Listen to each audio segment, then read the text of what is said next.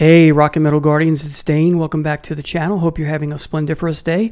Today is my part 2 carryover video from yesterday, and that is about my top favorite solo artists of all time, top 10 of all time. Yesterday was 10 through 6, and today is 5 through 1. So let's get started with my 5th favorite solo artist of all time, and that is Elton John, Sir Elton John. And I'll have a lot of props here, but here is his magnum opus, Goodbye Yellow Brick Road.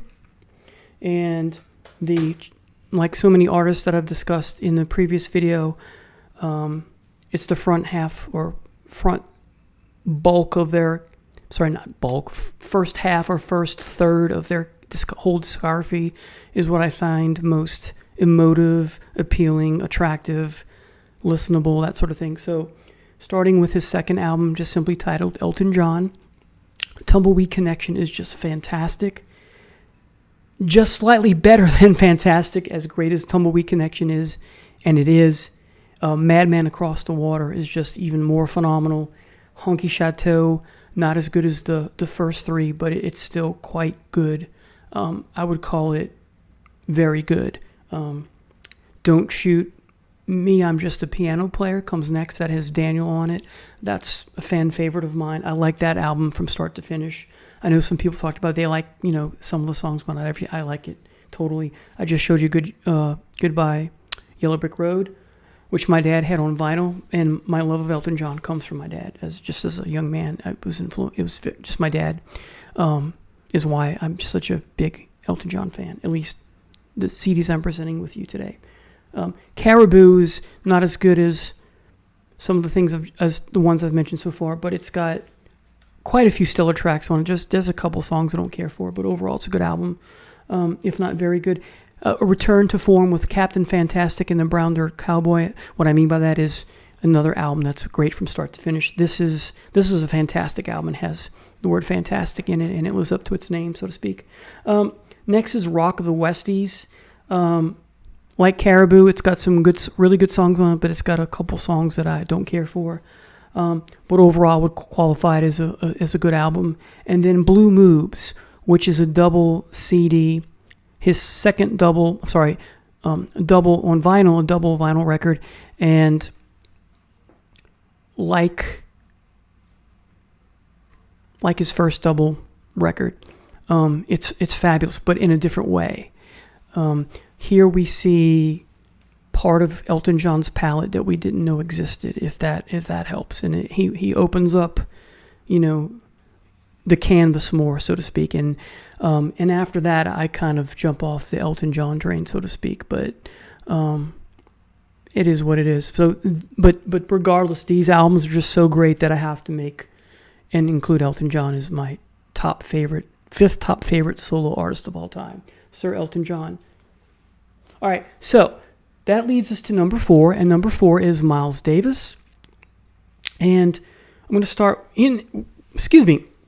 what I love about Miles Davis is so many different periods. And like so many people, it's cliched, but it is what it is. My favorite period is his electronic period, his rock phase. He wanted to be a rock and roll star and be part of that scene, if you will. And I like his non-electric period stuff, but this is the stuff that is the most emotional, emotive, and speaks to me. It resonates with me the most. But before we get to that period, let me talk about the pre-electric stuff. And some of my personal favorites here are Roundabout Midnight, Kinda Blue. That's a great one. Sketches of Spain, 7 Steps to Heaven. I don't think it's enough credit. I think that's a fabulous. I would put that one on equal terms with Sketches of Spain. Not quite as good as Kinda Blue, but it's really good. It's great. It really is. But Kinda Blue is not great. It's above that. It's legendary. And then these two are underrated, and I'm not sure why, but hey, it's an opinion, right? Or opinions. Sorcerer, and then the follow-up to that, Nefertiti.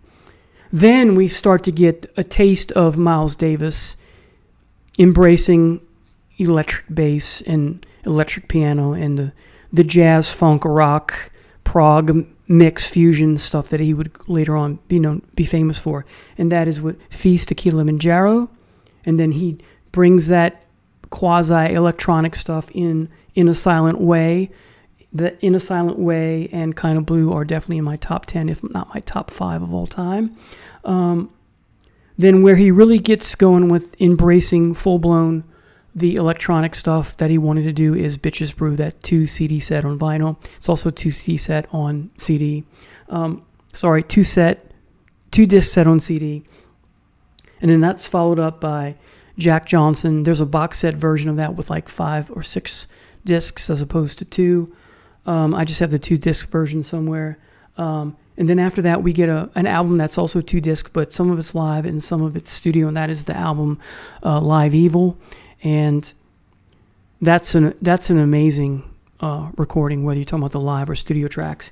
And a companion to that is a box set you can't get anymore except in MP3 format, and that is the Cellar Door Sessions. These are Miles Davis on 5 discs, 5 nights playing at the Cellar Door, which is a nightclub, I think in San Francisco. And John McLaughlin plays on discs 4 and 5. And because he's such an amazing guitar player, these are the best discs in the 5 disc series. Again, it's called the Cellar Door Sessions. You can find this on Amazon, and you can download it on MP3 as I have. And it's heavy in the sense the way Miles Davis's Electric Period is heavy. I remember listening to this on my lunch break after teaching a class and before my next one was coming in, and one of my students passed by, one of my seniors, and he's like, "What is that?" And I shared with him, "That's pretty heavy for jazz." I'm like, yeah, it's good stuff. So maybe he'll investigate that stuff some more. So anyway, Cellar Door Sessions, great live album. I'll return to the live stuff in a minute, but other studio favorites for me are On the Corner, Big Fun, Get Up With It, and Water Babies. Before we get to the live stuff, 2 compilation releases that are great. Circle in the Round, which were tracks from other sessions that they just threw on its own disc. These are things that never made it on other releases for whatever reason, but they decided. And these are great songs, so highly suggest if you're a Miles Davis fan or you're investigating Miles Davis, you look at Circle in the Round. They're just great songs. Birth of the Cool.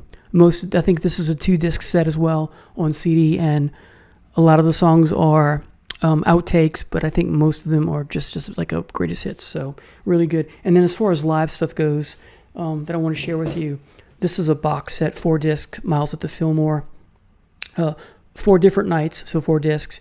And while most of the tracks are the same each night, there are some variations from night to night. So Paraphernalia is just wonderful. This is just fabulous all around. And then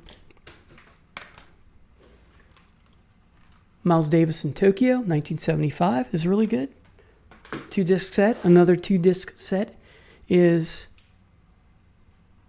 Dark Magus, fabulous. And then my 2 favorite live albums of all time. These were both doing his stint. He was touring in Osaka, Japan, and Agharta and Pangea, both double sets. And I believe Agharta was the one that was recorded when he was playing one night, and it was in the afternoon, and then Pangea was the same day, but the evening set. And you get, on Agharta, you get 4 songs. They're all long. Prelude, Maisha, Interlude, and the theme from Jack Johnson. And then this has only 2 songs because they're very long. So disc 1 is just 1 song, Zimbabwe. It's almost 42 minutes. And disc 2 is Gondwana, which is almost 47 minutes. I still don't know which of these 2 I like the most. And sometimes I listen to these back to back, if you can believe that. It's a full day right there, almost, right? So, but they're just wonderful.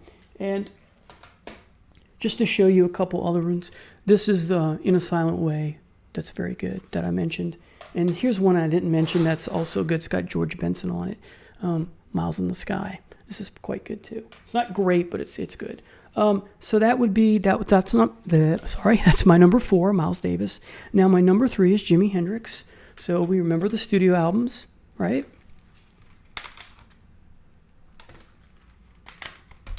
This was a double vinyl release back in the day, right? This is okay. It's not splendid, but I like some of it. Cry of Love. The album cover is fabulous. This was released posthumously, a word that I trip over all the time. And of course, now we have to talk, well, before we get to live stuff, here's something you have to have. If you don't, the BBC Sessions 2-disc set. Gotta have BBC. If they have it, you gotta grab it, right? I just love those. My favorite live recording, the 2-disc version of Woodstock. And then, of course, this is Nothing to Sneeze At. This is live at the Fillmore East, 2-disc set. And then if you want all 4 or all 5 concerts, you get the box set for that. And then you have Band of Gypsies, which is short but sweet and amazing. This is legendary, if you ask me.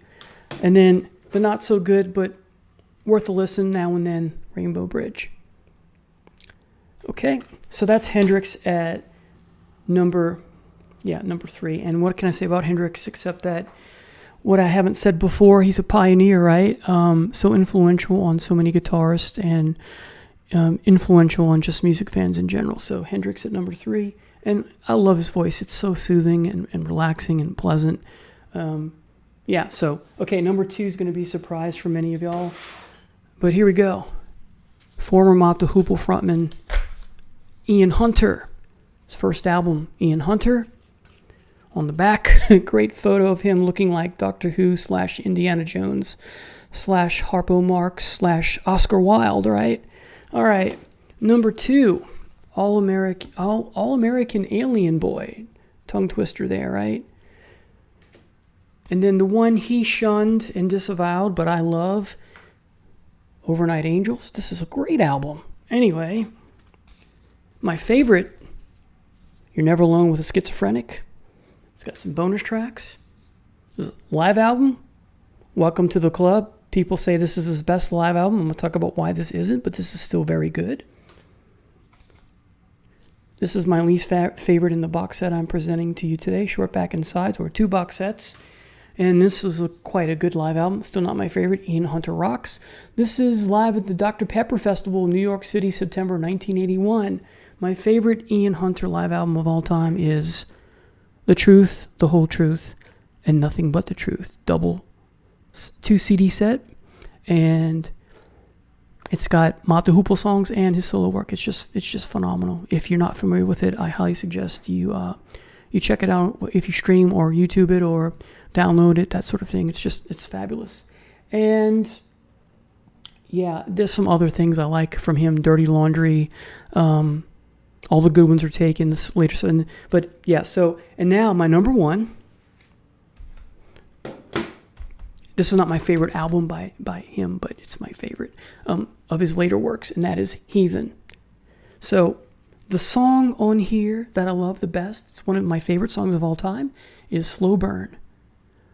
Just the pipes on David Bowie throughout his career, this is one of the highlights of his entire career, that song, Slow Burn. Just so full of emotion, I'm literally getting goosebumps while I'm talking about it. So, person who did the best covers album of all time, Pinups, in my estimation. Station to Station. Pop, he does pop kind of well, doesn't he? Well, on this one, the 2 that follow, not so much. Scary Monsters. We have the Berlin Trilogy. That's the last part of that. Okay. Diamond Dogs. Of course, the concept album Ziggy Stardust and Spiders from Mars. Aladdin Sane. And then live, you got things like Cracked Actor, Glass Spider, Serious Moonlight,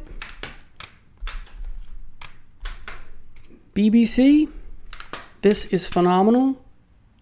This is live at Nassau Coliseum, 1976. And of course, this is my favorite live album, the soundtrack. And then the reality tour is wonderful. There's just something about Bowie, because he's a chameleon, as he's been described, not my words, I'm quoting. But there's just something about him being able to do all kind of different styles and experimenting and never doing the same album over and over again. Sometimes we like that, sometimes we don't. This is a case where we like that he's not repeating the same formula over and over again. So there you have it, folks, my top 10 favorite solo artists of all time. I hope you have a wonderful evening or day or night. Take care.